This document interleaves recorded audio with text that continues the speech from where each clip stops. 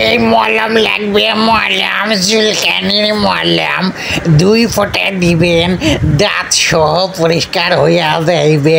আপনারা চেক করেন, দেন ভাই দেন, আপনারা চেক করে দেন।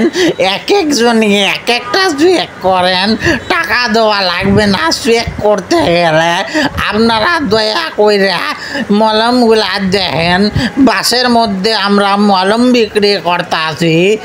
মলমগুলা দেখবেন দেখবেন বুঝবেন। আর আপনারা একটু পারলে 2টা খুললা টেস্ট করে দেখবেন আর টাকাটা দিয়া দিবেন। 50 টাকা কইরা মলমের দাম 50 টাকা কইরা। মলমের দাম 50 টাকা, মাত্র 50।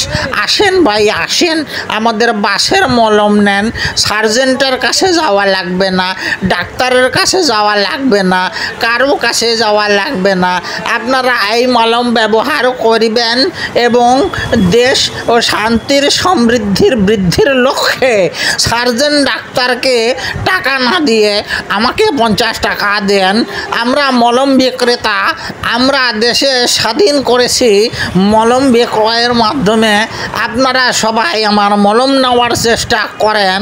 আপনারা দেখেন আরেকজন হকার উঠছে এখন শশা বিক্রয় করার জন্য, আমি তাকে খেদাইয়া দিব খুব তাড়াতাড়ি। এই ভাগো তুমি এখান থেকে, এই ভাই আমার মলম নেন আগে, তারপর আপনারা শশা খান, লেবু খান, আমার কোনো আপত্তি নাই। মলম নেন, না হইলে ফেরত দেন। ও ভাই ফের নিবেন না তো ফেরত দেন। আরেকজনের কাছে যাই, এ ভাই মলমটি না নিলে ফেরত দেন। কেন এমন করেন আপনারা? মলমটি ফেরত দেন। মলমটি ফেরত দেন। নিবেন না তো দেন।